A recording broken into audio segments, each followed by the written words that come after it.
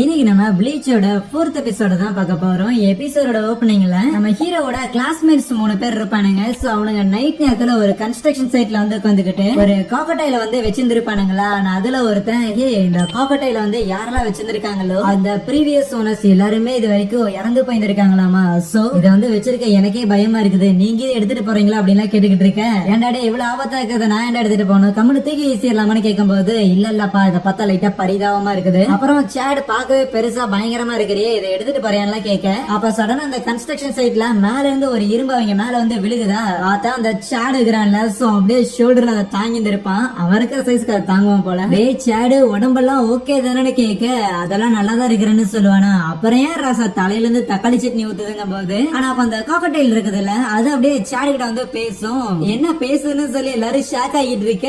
நம்ம சேடுமே பயந்துருவான், பட் இருந்தாலும் அதுகிட்ட பேசுவானா. சரி அவனுக்கு அந்த காக்கடைல் பிடிச்சிருக்குன்னு நினைக்கிறேன், அதை அவனே வச்சுக்கிட்டுன்னு சொல்லி அவன் தலையில கட்டிடுவானுங்க. அதுக்கப்புறம் அடுத்த நாள் காலையில ஸ்கூல்ல நம்ம ஹீரோ இருக்கிறான்ல, அவனும் அந்த ரூக்கியாவும் பேசிக்கிட்டு இருப்பாங்களா. என்ன நேத்து பட்ட அடி அதுக்குள்ள மறைஞ்சு போச்சுங்க போது, அப்ப அந்த ரூக்கியா ஹே நான் படிச்ச இடத்துல நான் தான் டாப்பர் எல்லாம் சொல்லிக்கிட்டு இருக்கேன் அப்படின்னு அந்த சோல் ரீப்பருக்கும் ஏதாவது ஸ்கூல் மாதிரி இருக்குதான்னு கேட்கும் போது அந்த மாதிரி ஏதாவது இருக்குதுன்னு சொல்லுவாளா. ஆனா அப்ப அந்த இடத்துக்கு நம்ம ஹீரோட ஃப்ரெண்ட் ஒருத்தன் வருவானா. அவன் வந்துட்டு நம்ம ஹீரோ மட்டும் இல்லாம அந்த ரூக்கியா இருக்கிறான்ல, சோ அவகிட்ட வந்து பேசுறதுக்காக ட்ரை பண்ணிக்கிட்டு இருக்கேன். இவங்க எல்லாம் சேராத சரியான ஒரு பிளே பாய்னு சொல்லி நம்ம ஹீரோ மொக்க பண்ணிட்டு இருப்பானா. பிளஸ் இன்னொரு ஃப்ரெண்ட் இருப்பான், அவனுமே வந்து அப்படியே ஜாலியா பேசிக்கிட்டு இருக்கேன். அதுக்கப்புறம் நம்ம சேட் இருக்கிறான்ல, சோ அவன் அந்த இடத்துக்கு வருவானா. ஏன் ராசா தலையில கையில எல்லாம் கட்டு போட்டிருக்கேன்னு கேட்க, நேத்து ஒரு இரும்பு எங்க மேல விழுந்துச்சு, அதை தாங்க போய் தான் தலையில அடிபட்டுருச்சு. அது மட்டும் இல்லாம ஸ்கூலுக்கு வர வழியில ஒரு மோட்டார் சைக்கிள்ல ஒரு பையன் என் கையில இடிச்சுட்டான், எனக்கு எதுவும் ஆகல, கையில கட்டோட முடிஞ்சது, ஆனா அவனுக்கு பயங்கர அடிபட்டுருச்சு. சோ அதனால ஹாஸ்பிட்டல்ல கொண்டு போய் சேர்த்து விட்டு வந்தான்னு சொல்ல, உடம்பா இல்ல வேற ஏதாவது அப்படிங்கிற மாதிரி எல்லாரும் பாத்துக்கிட்டு இருப்பாங்க.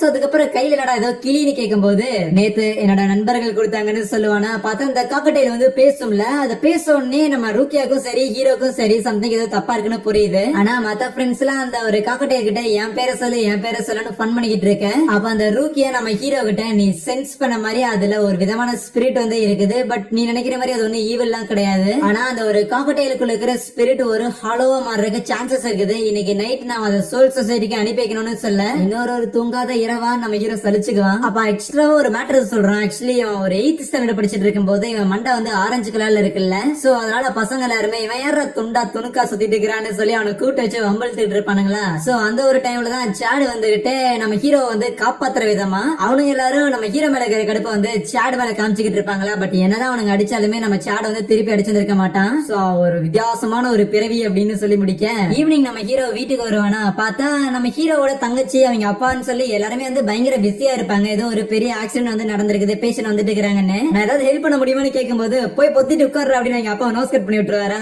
அண்ட் பேஷண்ட் யாருன்னு பார்த்தா அந்த சேடு இருக்கிறான்ல அவனாதான் இருக்கும். சேட கூட்டிட்டு வரும்போது அவன் கூடயே தான் அந்த காக்கட்டையில இருக்கும். அதை பார்த்து அந்த காரினால வந்து ஒரு ஈவில அதுல வந்து ஃபீல் பண்ண முடியும். சோ அதுக்கப்புறம் சேடோட முதுகுல வந்து சம்திங் ஏதோ எரிஞ்சு போன மாதிரி தான் இருக்குது. அதை ட்ரீட் பண்றதுக்குள்ளேயே இல்ல ஓகே நான் நல்லா தான் இருக்கிறேன்னு சொல்லி அந்த சேட அங்கிருந்து போக பார்ப்பான். பட் டக்குன்னு அப்படியே மயக்கம் போட்டு கீழே விழுக, அவனை தூக்கி அப்படியே அவனுக்கு மருத்துவம் பார்த்துக்கிட்டு இருக்கும் போது நம்ம ஹீரோக்கு கிளியரா தெரிய வரும் இது ஹாலோ பார்த்த வேலையா தான் இருக்கும்னு. சோ அதுக்கப்புறம் இதை பத்தி ரூக்கியா கிட்டையும் பேச, கவலைப்படாத என்னாலுமே அந்த ஒரு ஈவில்னஸ் சென்ஸ் பண்ண முடியுதுன்னு சொல்லிட்டு இருப்பாள. அதுவே காரி நிற்கிறாள், அவளால தூங்கவே முடியாது. அந்த ஒரு காக்கட்டைல் தான் அவளோட மைண்ட்ல ஓடிக்கிட்டு இருக்குமா. சோ அடுத்த நாள் காலையில யூசு கிட்ட அம்மா காரி நீங்க எந்திரிக்கலான்னு கேட்கும் போது தெரியல அவளுக்கு வந்து ஏதோ உடம்பு சரியில்லைன்னு சொன்னான்னு சொல்ல வந்து படுத்த படுக்கையா இருப்பாளா. அப்ப நம்ம ஹீரோட அப்பா வந்துட்டு அந்த சேட் ஆளக்கானு சொல்ல, உடனே நம்ம ஹீரோ ஊருக்குள்ள இறங்கி தேட ஆரம்பிப்பானா. அப்ப ரூக்கியாவே பின்னாடியே ஃபாலோ பண்ணிட்டு வந்துட்டு சேட கண்டுபிடிச்சான்னு கேட்கும் போது இல்லன்னு சொல்ல, ஆனா அப்பதான் வந்து ஒரு மேட்டர் சொல்றேன். இந்த மாதிரி ஹாலோஸ் எல்லாம் இருக்கிறாங்கல்ல, ரியல் வேர்ல்டுக்கும் சோல் சொசைட்டிக்கும் போகாத ஹாலோஸ் வந்து தப்பு பண்றதுக்கு முன்னாடி வந்து இந்த மாதிரி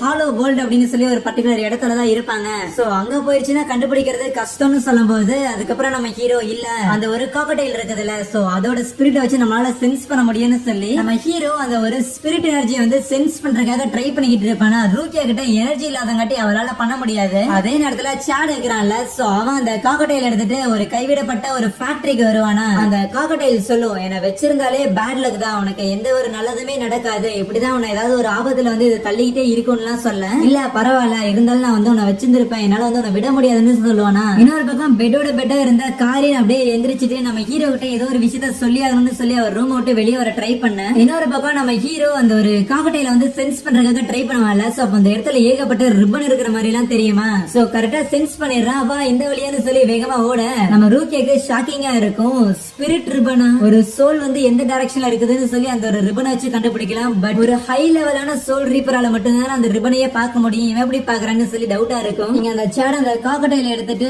அப்படியே ஒரு ஃபேக்டரிக்குள்ள வந்துருப்பான்ல. சோ அப்ப அந்த காக்கடையில வந்து சொல்லுவேன் என்ன விட்டுட்டு போயிருங்க போது, ஆனா அப்ப அந்த இடத்துக்கு திருப்பியும் ஒரு ஹாலோ வந்து அட்டாக் பண்றதுக்காக வருமா. சோ அதுகிட்ட இருந்து எஸ்கேப் ஆகி சேட் ரோட்டுக்கு வரும்போது அந்த இடத்துக்கு நம்ம ஹீரோ வந்துருவானா. நம்ம ஹீரோவை பார்த்த சேட் அங்கிருந்து எஸ்கேப் ஆக, யோ நெல்லியா உனக்கு என்னோட ஹெல்ப் வந்து தேவைப்படுது, ஓடாதா சேஸ் எல்லாம் பண்ண முடியாதுன்னு கத்திக்கிட்டு இருக்கேன். அப்ப அந்த இடத்துக்கு அந்த காரி நிக்கிறாள் அவருவாளா வந்தவ அப்படியே அந்த இடத்துல மயக்கம் போட்டு விழுக. சோ அப்ப தன்னோட தங்கச்சியை பாக்குறதா இல்ல சேட பாக்குறதான்னு நம்ம ஹீரோக்கு கன்ஃபியூஷன் ஆகும் போது, அப்ப ரூக்கியா முதல்ல உன் தங்கச்சியை கொண்டு போய் வீட்டுல சேர்த்துரு, இல்லனா அந்த ஹாலோ கூட நீ சண்டைக்கு போகும்போது உன்னோட தங்கச்சிக்கு என்ன ஆகும்னு சொல்லி நீ வந்து அதை நினைச்சு கவலைப்பட்டுக்கிட்டு இருப்பேன்னு சொல்ல, சரின்னு சொல்லிட்டு நம்ம ஹீரோ வேகமா அவன் தங்கச்சி எடுத்துட்டு அங்க இருந்து போயிட்டு இருப்பானா. ஆனா அப்ப அவன் தங்கச்சி வந்து சொல்லுவா, இந்த மாதிரி நான் வந்து பார்த்தேன், நான் வந்து கேட்டேன், அந்த ஒரு காக்கடைல் அதுக்குள்ள வந்து ஒரு குழந்தை வந்து இருக்கிறான், அந்த ஒரு பையன் வந்து அவங்க அம்மா இறந்து போனதை வந்து கண்ணு மாடியே வந்து பார்த்துருக்கான் போல அப்படிங்கிற மாதிரி சொல்லிட்டு அந்த பையனை வந்து காப்பாத்துங்கன்னு சொல்லி அப்படியே புலம்பிக்கிட்டே இருப்பாளா. இன்னொரு பக்கம் ரூக்கியா இருக்கிறாள்.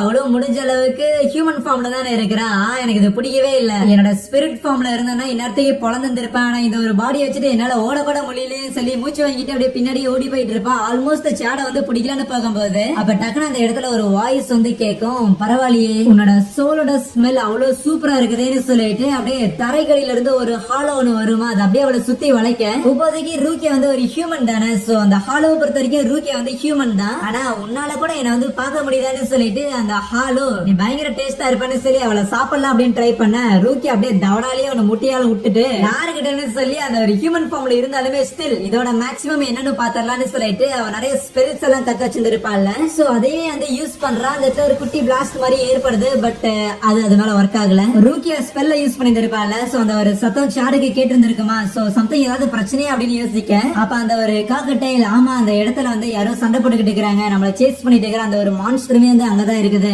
சோ அதனால அங்க போகாத, உனக்கு வந்து ஆபத்தா இருக்குன்னு சொல்ல, அது ஆபத்தா இருக்குமா அப்படின்னு சொல்லிட்டு உடனே அந்த ஒரு காக்கட்டைல் இருக்குதுல்ல அதை வந்து அப்படியே மதில் மேல வச்சுட்டு அந்த காக்கட்டைல் போக வேணான்னு சொல்ல நம்ம சாடு ரூக்கியா பின்னாடி ஃபாலோ பண்ணிட்டு வந்தாலும் அவளுக்கு என்ன ஆகுன்னு சொல்லிட்டு போவானா. அதுவே இன்னொரு பக்கம் ரூக்கியா அந்த ஒரு ஸ்பெல்ல யூஸ் பண்ணிருந்துமே அந்த ஒரு ஹாலுக்கு எதுவும் வாய்ந்திருக்காது. ஏன்னா ரூக்கியா ஹியூமன் ஃபார்ம்ல இருக்கிறங்காட்டி அவளோட ஸ்பெல் வந்து அந்த அளவுக்கு பவர்ஃபுல்லா இருக்காதா. பட் அந்த ஹாலோக்குமே இது வந்து ஒரு சோல் ரீப்பர் யூஸ் பண்ற ஸ்பெல் அப்படின்னு தெரிஞ்சிருக்குது. ஆனா உன்னோட ஸ்பெல் பயங்கர வீக்கா இருக்கு, ஒருவேளை உன்னோட சோல் ரீப்பர் அப்படிங்கிற அந்த ஒரு இதுல இருந்து கீழே இறங்கிட்டியோ. நைஸ், ஏற்கனவே என்ன வந்து போட்டு தள்ளுறதுக்காக 2 சோல் ரீப்பர் வந்து இருக்காங்க, 2 பேரையும் நான் முடிச்சிட்டேன், 3வது நான் உன்னை வந்து டேஸ்ட் பண்ணி பாக்கணும்னு நினைக்கிறேன்னு சொல்ல, நீங்க இன்னொரு பக்கம் நம்ம ஹீரோ அந்த காரியனை தூக்கிட்டு வேகமா வீட்டுக்கு போயிட்டு இருப்பான்ல. அப்ப அந்த காரியன் சொல்லுவான், என்னன்னாலும் சரி அந்த ஒரு சின்ன பையனுக்கு வந்து ஹெல்ப் பண்ணுங்க, அவனோட ஆன்மா வந்து இந்த பூமியை விட்டு போனா அவனோட ஆன்மா வந்து சாந்தி அடைஞ்சாதான் அவங்க அம்மாவை போய் பார்க்க முடியுங்கிற விஷயத்த அவன்கிட்ட சொல்லுங்கன்னு சொல்ல, அங்கே இந்த ஒரு எபிசோட முடிக்கிறாங்க. So yeah, thank you.